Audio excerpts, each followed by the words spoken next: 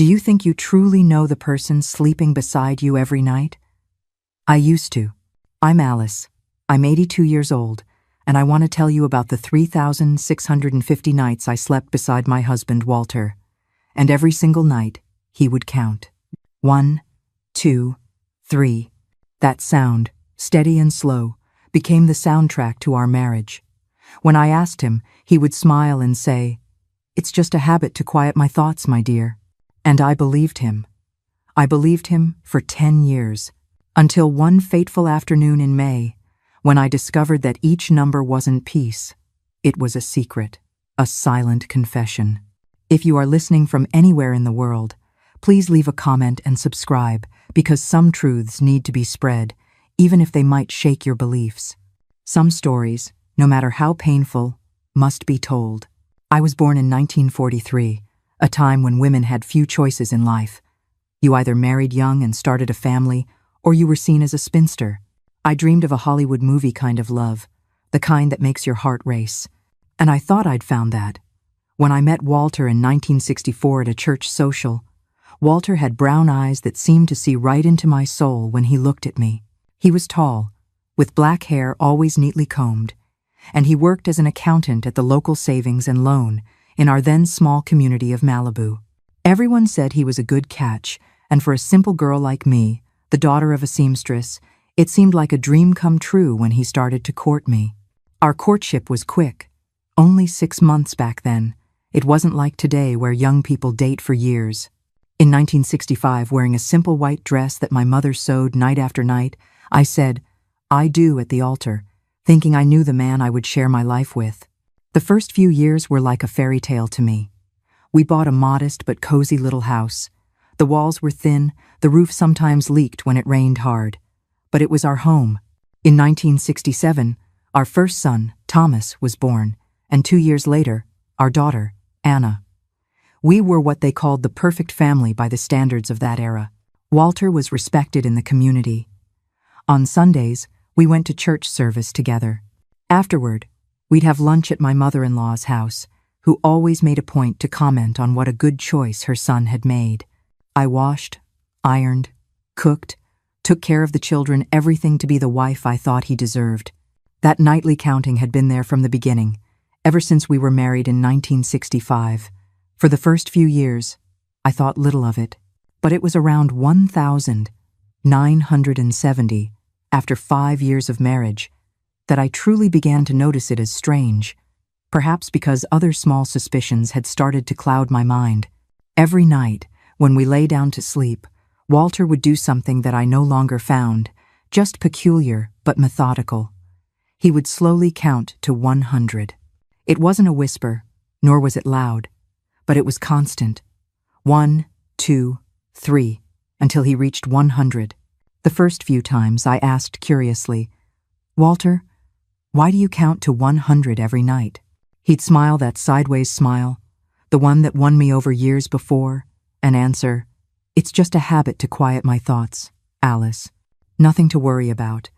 And as an obedient wife of the 70 seconds, I didn't question it. I accepted his words as absolute truth. Today, I wonder how many of us, women of that generation, silenced our doubts in the name of household harmony. My dears, perhaps you find it hard to understand now. Why not demand answers? Why not confront him? You see, in my time, household harmony was often valued more than the truth itself. We were taught that keeping a peaceful home was our duty, and so many of us chose to simply cover our own ears. Over time, other signs began to appear. First, it was small things. A different cologne on his shirt, a lipstick stain on his collar, which was certainly not my shade, work hours that stretched later and later. Then came the elaborate excuses for business dinners on weekdays and sudden trips that the bank required. I remember one specific night in January of 1972. There was a sharp chill in the air, and Walter called to say he'd have to stay in a nearby city because there was an important audit the next day. I believed him, of course. That night, with the children already asleep, I sat in the empty living room, wrapped in a blanket, and for some reason, I found myself counting to 100, just like he did. When I reached the number 43, the phone rang. My heart skipped a beat, thinking it was him. But when I answered, the line was silent for a few seconds, until I heard a woman's laugh in the background before they hung up. That dawn, I couldn't sleep. Sitting by the window, watching the pale moon light up our modest yard, I wondered how many nights like that were still to come. But the most painful part wasn't the suspicions, it was the fear of confronting them. What would a woman with 2 small children, without professional training, do alone in that world? Where would we live? How would I feed my children? So, like many women of my generation, I chose silence. It wasn't a brave silence, my dears. It was the silence of fear. When you believe your entire world, your children, your home depends on one person, that fear of losing everything becomes a stronger prison than any lock. I chose to pretend I didn't see the signs, that I didn't hear the whispers at the grocery store when I walked by, that I didn't notice the pitying looks from the neighbors. And every night, lying next to him in bed, I would hear his methodical count to 100, imagining that each number represented a lie he had told me. The children were growing up. Thomas, so much like his father in his gestures and way of speaking, started to question why his dad rarely came to his little league games at school. Anna, my sweet girl, would always run to the window when she heard any car, hoping it was her father coming home. Many times, I found her sleeping on the sofa, still in her dress and shoes, because she wanted to show her dad her report card with its excellent grades. In 1974, I started taking in sewing work, like my mother used to have some money of my own. Not that Walter didn't provide financially. He was always generous in that regard. But something inside me needed that independence, however small. Every dress I sewed, every curtain I hemmed for the neighbors, was a small act of autonomy. And so the days turned into months, the months into years, and that nightly count became the soundtrack to our life of appearances. I wondered if I would ever have the courage to confront him, to demand the truth, or if I would spend the rest of my life silently counting lies along with him until I reached 100. What I didn't know was that the truth would come to me in a way I could never have imagined. And when it arrived, on a rainy Tuesday in May 1975, no amount of counting in the world could have prepared me for the impact. It was an afternoon like any other. The children were at school. I had just finished ironing a dress for Mrs. Helen when the phone rang. I answered, expecting it to be a client wanting an alteration. But on the other end of the line, a female voice I had never heard before said something that changed my life forever. "Good afternoon, ma'am. My name is Christine. I think you have the right to know that your husband and I have been having an affair for over 2 years. And I'm not the only one. And I'm not the only one." With those 7 words, the floor falls out from under Alice's life. The truth is often brutal, but this revelation is a special kind of cruelty. Let's listen closely to see how she finds the strength to even stand up after a blow like this. I was paralyzed, the receiver feeling as heavy as lead in my hand. My breath caught in my throat as I tried to process what I had just heard. Christine, a name I had never heard before, but one that would now be impossible to forget. "Are you there?" the voice asked, devoid of emotion. "I am," I replied, in a voice that didn't sound like my own. "Why? Why are you calling me?" "Because I'm tired of being the other woman. He promised to leave you over a year ago. He said he was just waiting for the right time, that he needed to prepare the children. But last night, I found out there are others besides me. I'm not the only mistress, ma'am. Your husband has a special talent for lying." Every word she spoke was like a needle, piercing my heart, already fragile from the suspicions I had tried to ignore for years. I hung up the phone without saying goodbye, my legs giving way as I slid down to the kitchen floor, that yellow linoleum floor which I waxed every week until it shined, now witnessed my complete humiliation. I sat there on the cold floor. For how long? Half an hour? 2 hours? I lost track. In that moment, I wasn't a wife or a mother. I wasn't even Alice. I was just an empty space. Isn't that strange? That the entire life you'd built could shatter into pieces from a single telephone call. Just then, I heard a soft knock. It was Mrs. Helen, the neighbor I'd been sewing for. She'd come to pick up her dress and found the front door ajar. She saw me on the floor, my face stained with tears, and didn't say a word. She simply came in, helped me up, and made me a strong cup of tea. She sat with me, holding my hand. "You are stronger than you know, Alice," she whispered, as if she understood everything without me saying a word. "This is not your shame to carry. This is his." In that moment, her simple act of kindness was the only thing holding me together. She was the first person who made me feel like I wasn't invisible. Her words became a lifeline, a small flicker of light in the immense darkness that had just consumed me. I only know that when the living room clock struck 4, I stood up automatically. The children would be home from school soon, and no child of mine would see their mother defeated on the kitchen floor. I washed my face, fixed my hair, and prepared their after-school snack as if it were any other day, as if my world hadn't just fallen apart. That night, I served dinner as always. Thomas talked about a run he scored in PE. Anna complained about her math teacher. Walter arrived at 7 o'clock sharp, kissed my forehead, those lips that had kissed others, and sat at the head of the table like the respectable patriarch everyone thought he was. I watched his every move, the way he cut his steak, how he smiled at the children, how he asked about their day with apparent interest. I looked for signs, something that would explain how I could live with this man for 10 years without really knowing him. But there was nothing visible, no external mark that revealed the rottenness I now knew existed inside him. After the children went to sleep, I sat in the living room while he read the newspaper, just like so many other nights. But this was not just any night. "Who is Christine?" I asked, my voice surprisingly firm. "You know, it's a funny thing. When you finally have nothing left to lose, you find a strength you never knew you had." That firmness in my voice? It wasn't just anger. It was the sound of a woman who had already broken and had no reason left to be afraid. The newspaper lowered slowly. His eyes, those same brown eyes that had captivated me a decade earlier, now looked like a stranger's when they met mine. For a second, I saw panic in them. Then, the mask of composure slipped back into place. "I don't know any Christine," he replied, trying to sound confused. "She called me this afternoon." Silence. A silence so thick you could cut it with a knife. I saw his throat move as he swallowed hard. Alice, whoever called must be mistaken. Probably some tasteless prank. So that was it. More lies. One more for the nightly count. "She said you've been together for over 2 years, Walter, and that she's not the only one." He stood up, threw the newspaper onto the coffee table, and began to pace the living room, running his hands through his hair repeatedly. That nervous gesture I knew so well, it was what he did when he was cornered. "This is absurd. You're going to believe some random stranger who calls our house?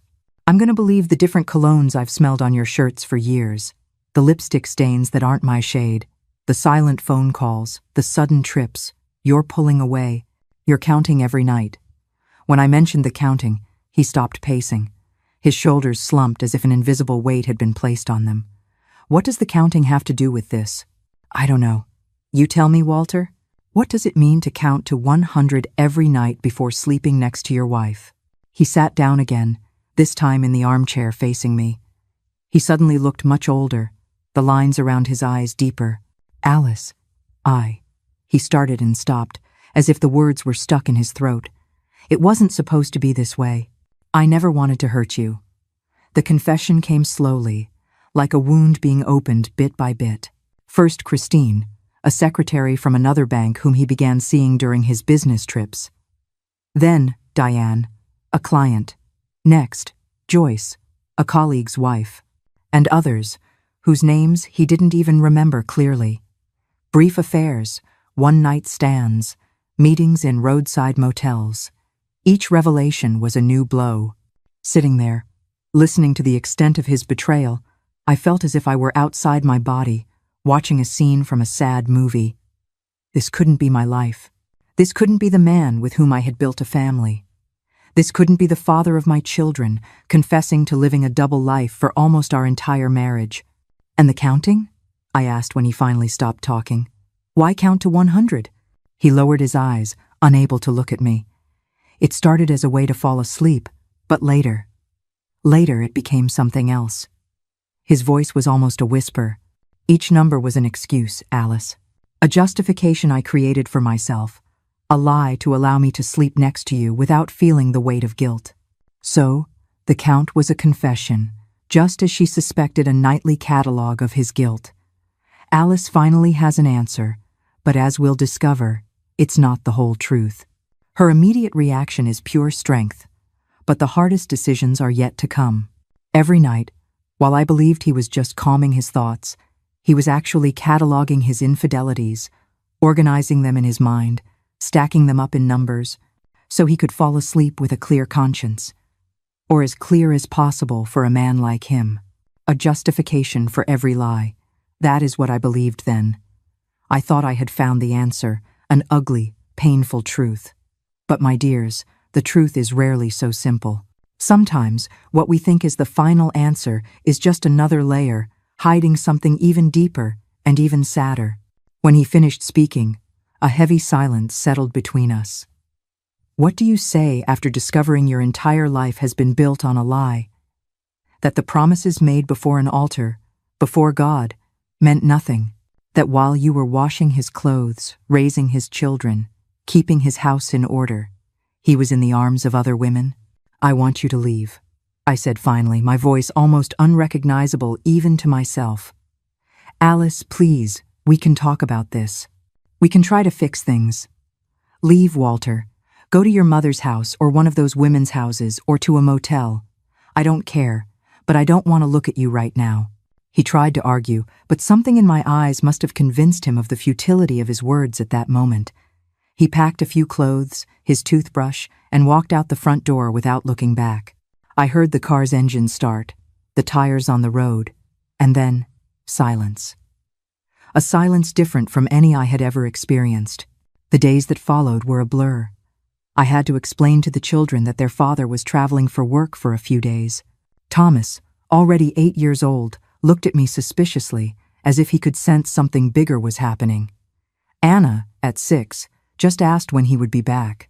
Soon, I replied, not knowing if it was true. The nights were the worst. Lying alone in the bed we had shared for a decade, I would catch myself counting to 100, trying to understand how such an innocent-seeming ritual could hide something so dark. Some nights, I couldn't get past 20 without the tears coming. Other nights, I'd reach 100 and keep counting, as if I could find some answer, some meaning in the numbers beyond it. A week after Walter left, Christine called again. This time, her voice sounded different. The calculated coldness was gone. He came to see me, she said. He told me you kicked him out, said he was honest with you, that he confessed everything. And why are you calling to tell me this? I asked, too exhausted to feel angry. Because I think you should know he's trying to manipulate both of us. He told me he's going to file for separation, that it's final this time. But last night, I saw him with another woman at a bar, one I'd never seen before. Curiously, this new revelation didn't hurt me as it should have. It was just more confirmation of the man Walter truly was. A man I never really knew, despite having slept next to him for 3,650 nights. A stranger with whom I had raised 2 children. I thanked Christine for the call, without resentment. In a way, she had freed me. Her words had torn away the veil of illusion I had been living under, and as painful as it was to face the truth, it was better than continuing to live a lie. In the following weeks, I had to make decisions I never imagined I'd have to face. With no professional training and 2 small children, what would I do with my life? Going back to my parents' house wasn't an option. My father had passed away years earlier, and my mother was living in a small room in the back of my sister's house, who already had her own large family. It was then that I found a strength within myself I never knew I possessed. I started sewing more, turning what was just supplemental income into my livelihood. I woke up at 5 a.m. to get everything ready for the children. Then I sewed until late at night. My fingers grew calloused. My back ached. But every finished dress, every delivered order, was a small triumph. Walter returned after a month, asking to talk. He looked haggard, thinner, with deep dark circles under his eyes. I let him in, more for the sake of the children who missed him than for any other reason. I made terrible mistakes, Alice. I don't deserve your forgiveness, but I want to try to fix things for our family. I looked at him, this man I knew so well and yet didn't know at all, and for the first time since it all began, I felt something other than pain and anger. I felt pity. It's too late for some things, Walter. Trust is like a mirror. When it breaks, you can glue the pieces back together, but you'll always see the cracks in the reflection. After that conversation, Walter and I did what many couples of our generation did. We chose to stay together, not out of love or true forgiveness, but for convenience, for the children, for what other people would say. It was 1975, and divorce, although legally possible, was still seen as a stain on one's reputation, especially for the woman. So, Walter moved back in. I can almost hear you asking, Alice, why? Why would you let him come back? It's a fair question. You must understand, in 1975, divorce wasn't just a legal paper. It was a mark of failure, of shame, especially for the woman. I chose the stability of a broken home for my children over the terrifying uncertainty of a divorced woman. It was a very difficult choice. The children were happy, of course. Thomas celebrated with an enthusiasm that broke my heart, and Anna wouldn't leave her father's side for days, as if afraid he might disappear again. As for me, I allowed him to take the guest room, a small room at the back of the house that we used to store old suitcases and keepsakes we didn't want to throw away, but also didn't want to see every day. Ironic, how perfectly that described the state of our marriage. Walter is back, but the marriage is now just an arrangement, confined to separate rooms. This is the difficult compromise Alice makes for her children, choosing the stability of a broken home over the uncertainty of a broken life. This cold truce will last for decades, until another crisis changes everything. Our life turned into a carefully rehearsed choreography. At the children's birthday parties, at Sunday lunches at my mother-in-law's, at school events, we were a smiling couple in photographs, exchanging superficial pleasantries, keeping up appearances. But within the four walls of our home, we were two strangers sharing a space, connected only by the children we had created. Walter continued to be a good financial provider. I can't deny that. In time, he was promoted to branch manager at the bank, which meant more money, but also more trips. I didn't ask where he went or who he was with. I had learned that some questions only bring answers that hurt more than the doubt.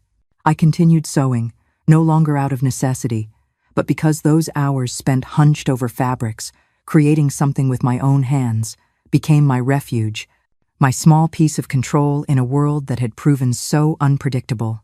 The nights were silent now. There was no more counting to 100 coming from the room next door, and I found myself unsettled by the absence of the sound. Sometimes, before falling asleep, I would count myself, like a ritual to measure the emptiness that had settled into my life, 1, 2, 3, until I reached 100. Each number representing a day I survived, a small victory in the silent war I waged against my own bitterness. The 80 seconds arrived, bringing changes. Thomas, now a teenager, began to question the strange dynamic between his parents. "Why don't you sleep in the same room like my friend's parents?" he asked once during dinner. Walter choked on his wine. I answered something about snoring and insomnia, a small lie to protect a truth too large for a 3-year-old boy to understand. Anna, always more sensitive, rarely asked direct questions, but I noticed how her eyes watched every interaction between Walter and me, as if looking for clues to a mystery she sensed existed, but couldn't name. At 11, she already showed that sharp intuition that the women in our family seemed to inherit, passed from mother to daughter, like a sixth sense for detecting silent pain. In 1982, my mother passed away after a bout of pneumonia that worsened quickly. I remember standing at the wake, receiving condolences from people I barely knew, when I saw Walter across the room talking to a woman I'd never seen before. She was young, maybe 10 years younger than him, and there was something in the way she tilted her head when he spoke, the way she lightly touched his arm while laughing at something he said. I recognized those gestures. They were the same ones I had made almost 20 years ago when we met at the church social. I didn't say anything, not that day. nor in the days that followed. What good would it do? Time had taught me that words don't change people's nature. Walter was who he was, a man incapable of being faithful, not out of calculated malice, but out of a weakness of character that I had accepted as part of the deal when I decided to continue our marriage. The children grew up, as children do. Thomas graduated from high school in 1985 and got a scholarship to study engineering at UCLA. It was the first time I'd seen Walter cry since we met, when we dropped our son off at the bus station, holding an old suitcase and dreams too big for our small community.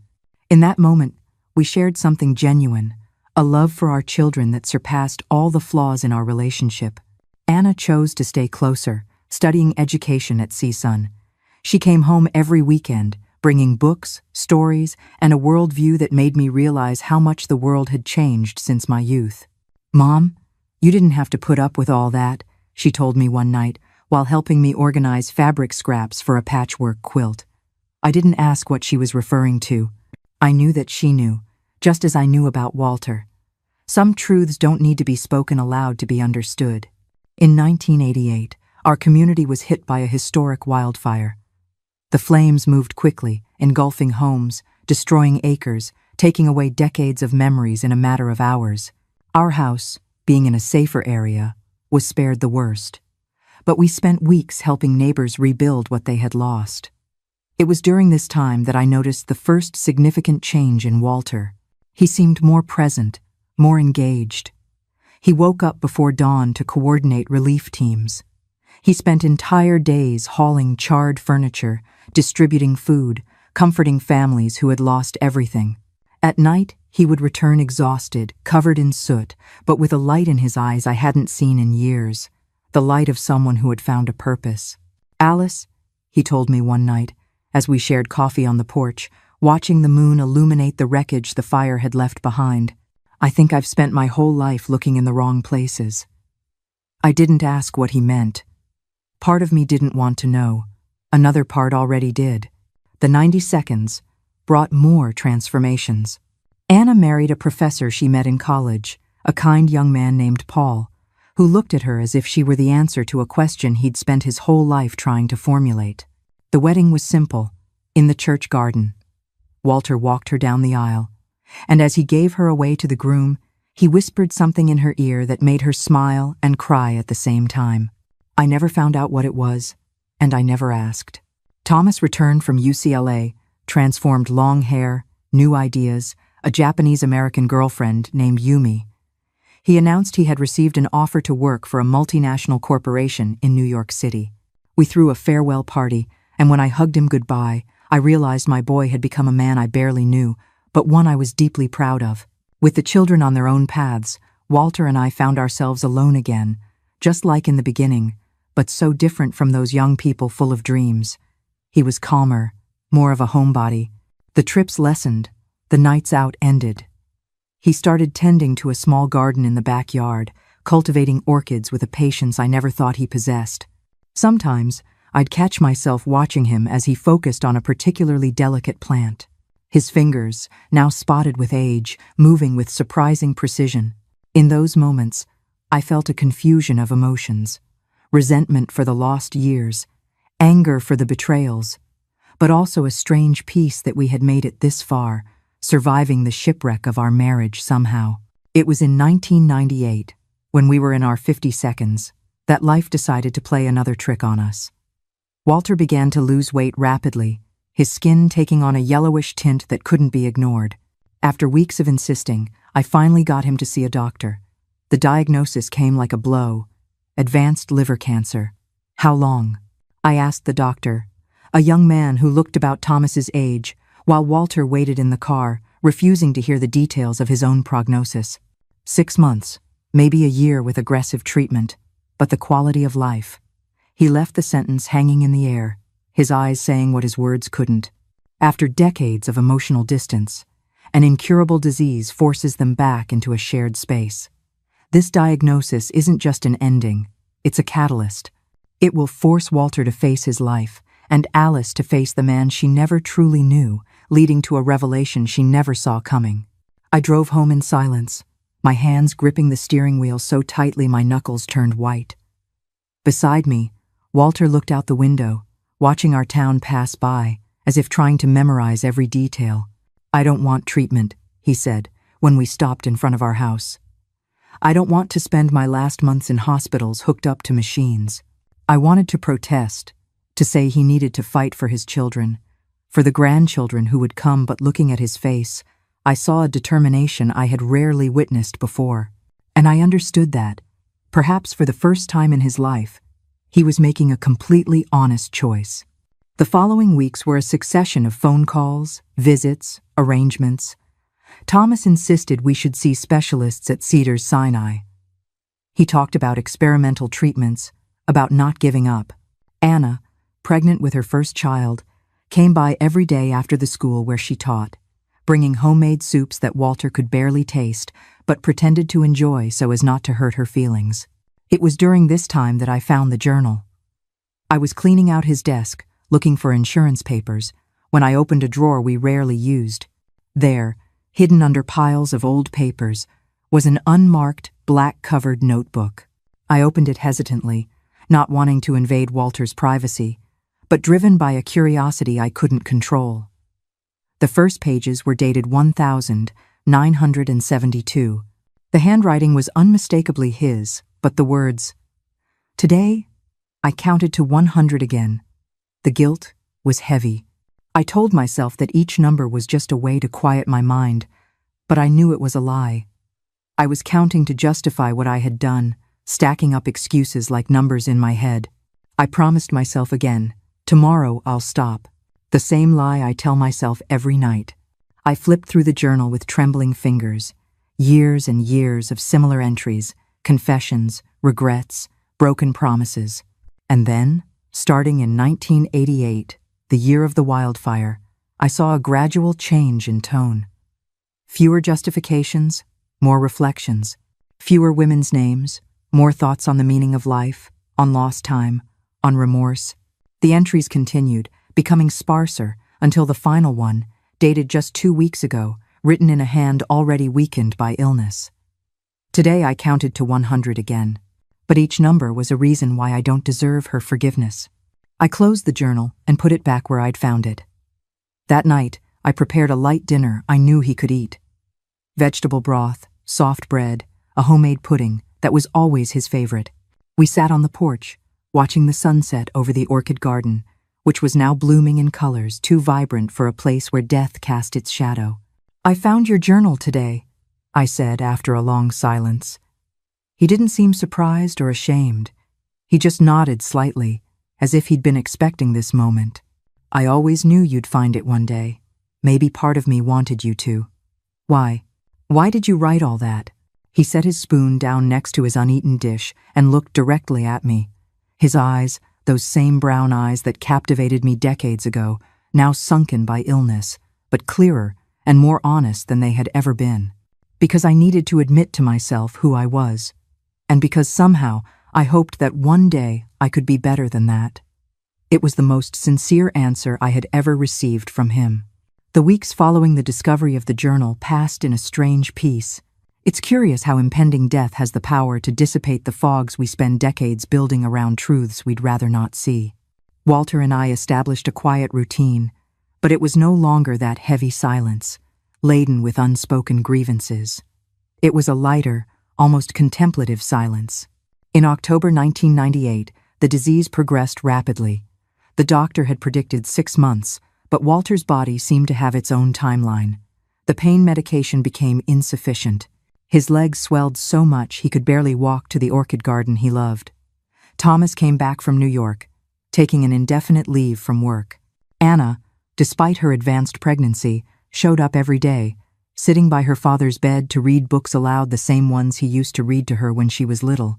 One particularly difficult night, as I was helping Walter get settled after a coughing fit left him exhausted, he gripped my wrist with a surprising strength for someone so frail. "Alice, I need to tell you something, before it's too late." I sat on the edge of the bed, adjusting his pillow so he could speak without as much effort. His eyes, once so vibrant, were now clouded by medication, but they still held that intensity that always unnerved me. I'm listening, I said, holding his wrinkled hand in mine. The counting. It started long before you think. He paused, gasping for breath. I waited patiently, feeling the fragility of his fingers, the bones nearly visible beneath his yellowed skin. My father, do you remember him? How could I forget? His father was known in town for two things: his talent as a carpenter and his explosive temper when he drank. Walter rarely spoke of him, especially after his father died of a heart attack in 1970. I remember him. I grew up watching him destroy our house when he drank.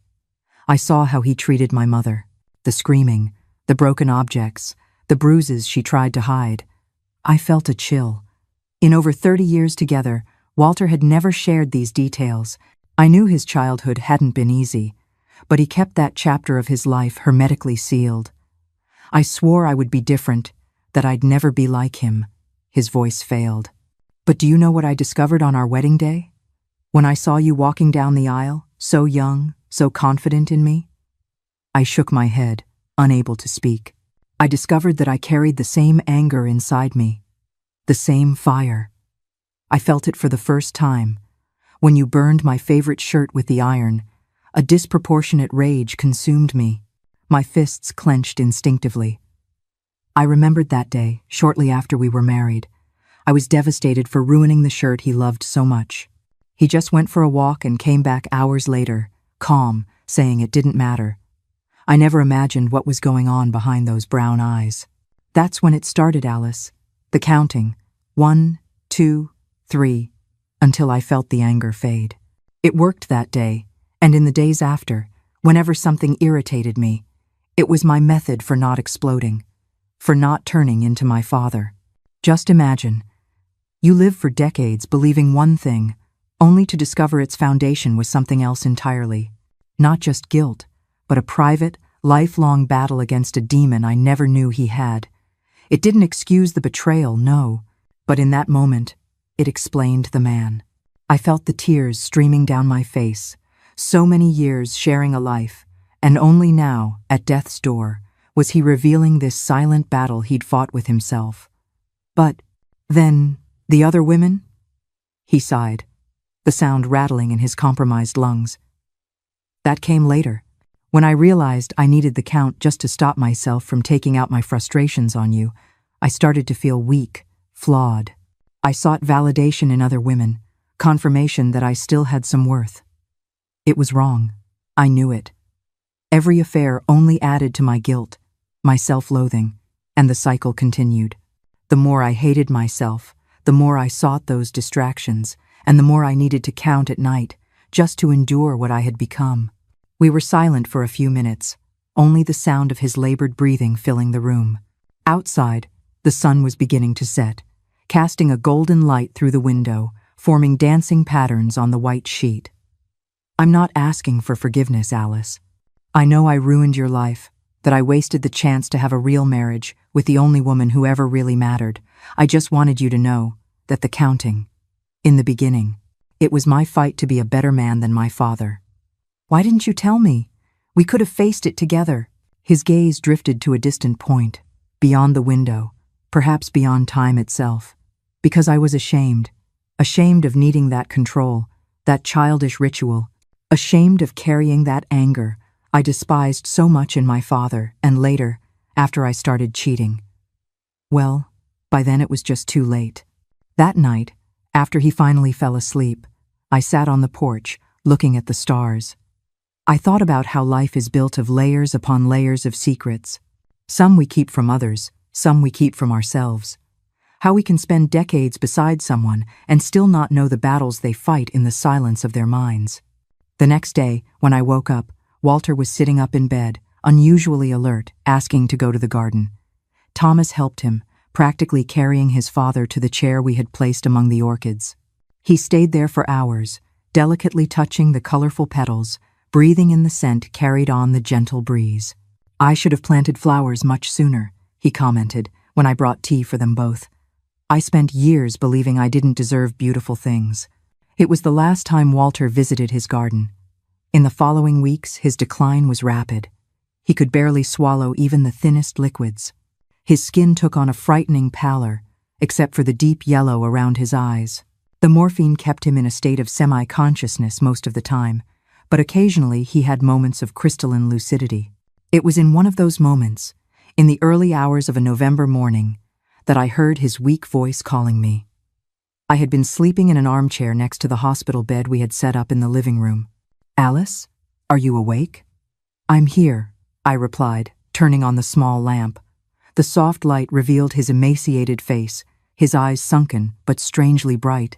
"Can you help me count?" Confused, I moved closer, taking his hand. "Count what, Walter?" "To 100. One last time." I understood then what he wanted. It was no longer a ritual of guilt or control. It was a final, shared act, an ending. We began together. 1, our voices joining in the pre-dawn stillness. 2, his voice barely a whisper. 3, tears streaming down my face.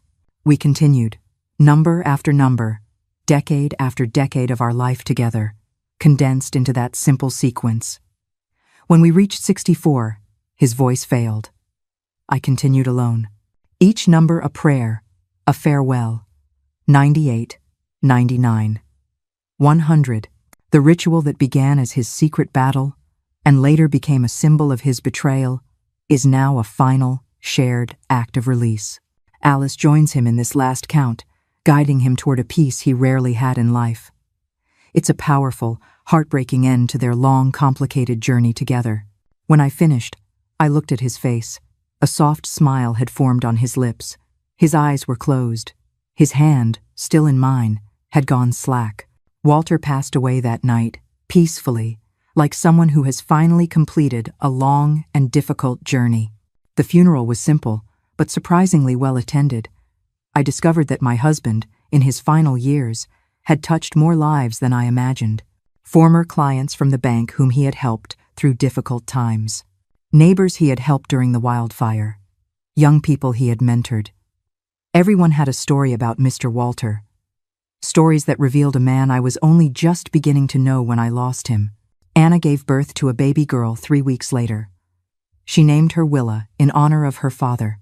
When I held that little bundle in my arms for the first time, looking at the tiny red face that already showed traces of her grandfather, I felt a strange sense of continuity, as if life were giving us another chance through this new generation. It was while sorting through Walter's belongings, weeks after his passing, that I made the final discovery. In the back of the closet, among old shoeboxes, I found a yellowed envelope addressed to me. Inside, there was a different notebook from the journal I already knew. This one was older, the cover worn, the pages yellowed with time. On the first few pages, a list written in Walter's youthful handwriting. Reasons not to be like my father. 1, the look of terror in my mother's eyes. 2, the nights I slept under the bed to hide. 3, the broken promises. The list continued, filling page after page with his resolve. On the last page, a more recent entry, written in the shaky hand of his final days. Today, I see that I failed in many of my promises. I was not the man I swore to be. I hurt the only person who truly loved me, not with fists, like my father, but with betrayals that perhaps wounded even more deeply. But I still believe we can break the cycles that imprison us, even if I only succeeded partially. Maybe my children, and their children, can complete what I started. Alice, if you find this, know that in every 100 I counted, there was a genuine hope to be better the next day. I failed, many times, but I never stopped trying. I closed the notebook and held it against my chest, letting the tears flow freely. They weren't tears of anger or sadness, but of understanding. It wasn't forgiveness, not in the way you might think. You can't simply erase decades of pain, but it was an acceptance. An understanding that we are all more complicated than we seem. We are all fighting our own battles, my dears, even those who have hurt us the most. Understanding that we are all, to some extent, products of the patterns we inherit, fighting daily to overcome them, sometimes failing, sometimes achieving small victories that no one else sees. That night, before sleeping, I did something I hadn't done since Walter's passing. I counted to 100, But this time, each number wasn't an accusation or a lament. It was an acceptance, a recognition of human complexity, of our capacity to cause pain even when we mean to love, of our continual struggle to be better than our worst instincts. And when I reached 100, I fell asleep with a lightness I hadn't felt in years, as if a weight had finally been lifted not by forgetting or fully forgiving, but by understanding more completely. The years that followed Walter's death were a period of rediscovery. It sounds strange to say that in my mid-50s, but I felt as if I were learning to live again. For nearly 4 decades, I had been Walter's wife. First, living in the illusion of a happy marriage, then, enduring the bitter truth of betrayal, and finally, existing in a kind of silent truce. Now, for the first time since I was 21, I was just Alice. The house suddenly felt too large for one person. The echoes of footsteps in the hallway, the silence during meals, the absence of small noises I'd barely noticed before. All of it created a void that, surprisingly, wasn't just painful, but also liberating. I started talking to myself, singing while I cooked, leaving the radio on all day. Small rebellions I never allowed myself in Walter's presence. In 1999, near the first anniversary of his death, Thomas visited me with a proposal that would change my path. "Mom, this Malibu house is too big for you. It's empty most of the time. Why don't you sell it and move? You could be closer to Anna and little Willa." The idea of leaving the house where I had lived for over 30 years, where I'd raised my children, where I'd faced my greatest sorrows and small joys, should have been terrifying. But contrary to what I expected, I felt a wave of enthusiasm, a change, a new beginning. I sold the house in a few months. The last day was emotionally complex.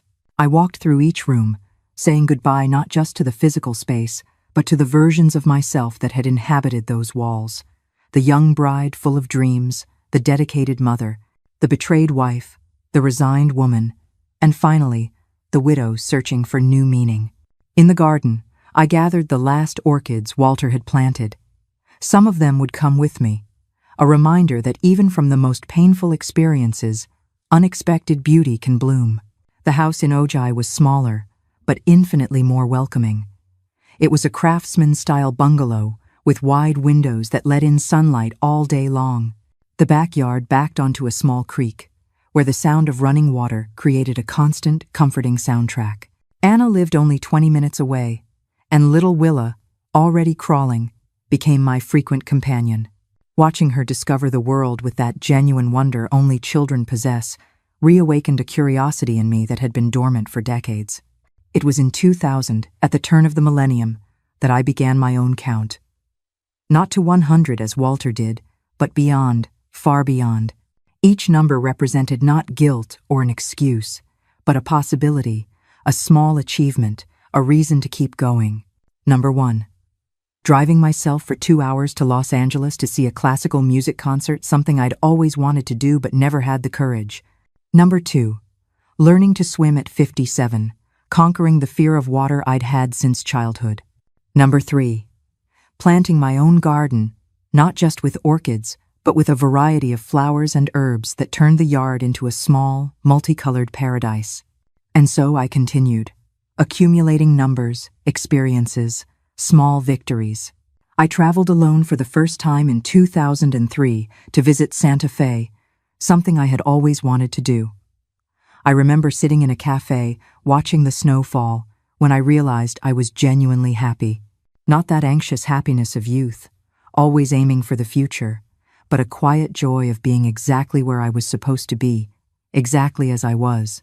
In 2005, Thomas married Yumi in a ceremony that blended American and Japanese traditions. Her family flew in from Tokyo, bringing elaborate kimonos and a respect for elders that moved me deeply.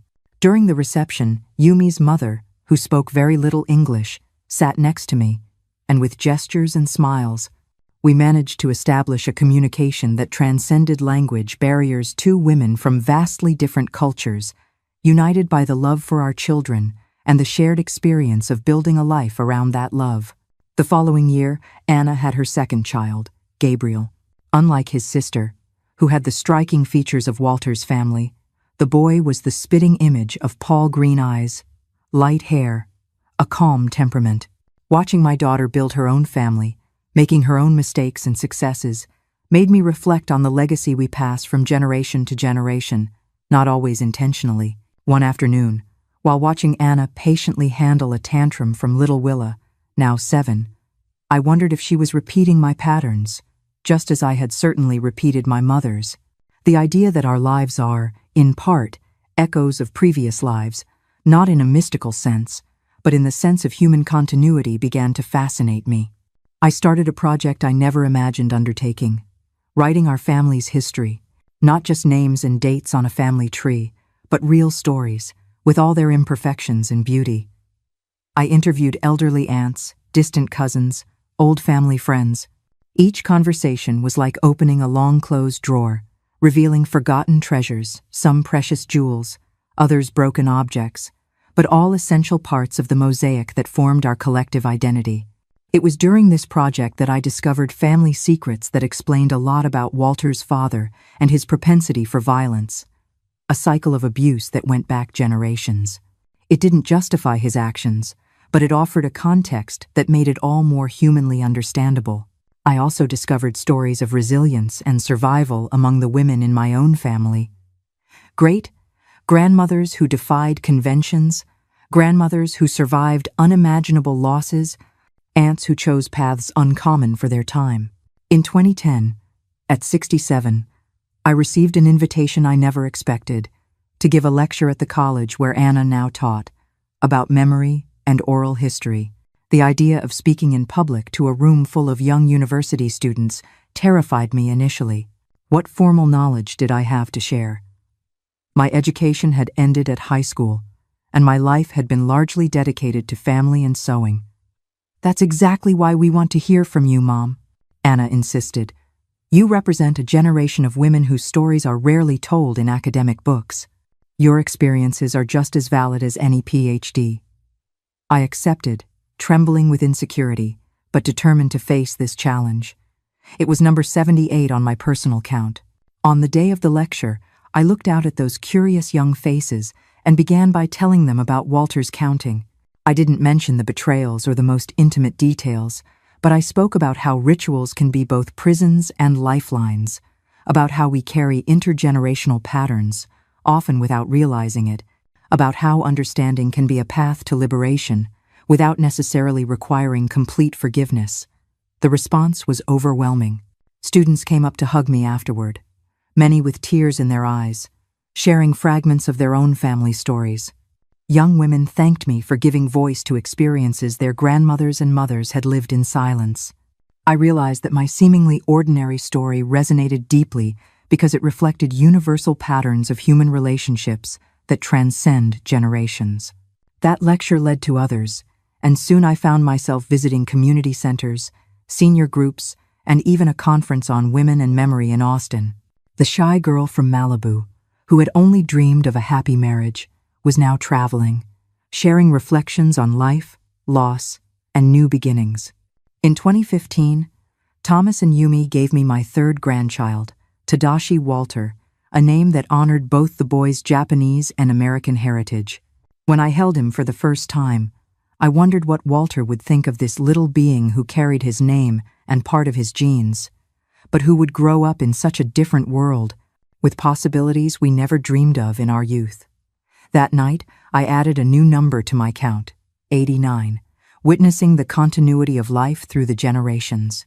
The further I got in my count, the more I realized it was becoming not just a list of personal achievements, but a record of gratitude. Gratitude even for the pain, because without it, I would not have become the woman I now was. In 2020, when the pandemic isolated the world, I found myself confined to my home at 77, considered high risk. Anna, worried, insisted I move in temporarily with her, but I chose to stay in my own space. "Mom, at least learn to use the internet so we can video chat," she pleaded, leaving a tablet on my porch with detailed instructions. And so, in the midst of a global crisis, I added number 98 to my list, learning technology at 77. To my surprise, I adapted quickly. Soon I was not only talking to my children and grandchildren, but participating in online storytelling groups, watching virtual concerts, and even giving remote interviews to students researching oral history. One of those interviews was for a young man creating content for the internet, something called a podcast, which I barely understood. He asked me to tell the story of Walter's ritual, the counting to 100, without going into intimate details. I hesitated at first. That story belonged to both of us. It was too personal, but then I realized that sharing it, even partially, might help other people understand their own patterns, their own silent rituals. The interview became an unexpected success. I received messages from people all over the country, husbands confessing their own control mechanisms, wives recognizing patterns in their relationships, young people grateful for a more complex view of their parents' and grandparents' relationships. One of those young people was a video maker who asked for permission to turn my story into a video for his online platform. It would just be the story of the counting, Miss Alice. I think it could help a lot of people understand that we all carry invisible struggles. I agreed, on the condition that my face not be shown. I wanted the story to be the focus, not me. A few weeks later, he sent me the link to the video titled, "My husband counted to 100 every night before bed, until the day I understood why. Now, at 82 years old, my room is finally silent. The sound of counting to 100 that once haunted my sleep is now just a distant memory. It took me many years to weather that storm, but I made it through. I have replaced the memory of that nightly count with new experiences I sought out for myself, each one a reason to smile. The true story of my life isn't the betrayal, but the miraculous resilience of the human heart. Peace is real. It isn't somewhere far away. It's found in the way we choose to confront our past. If these reflections resonated with you, please subscribe, because I still have many more stories to tell.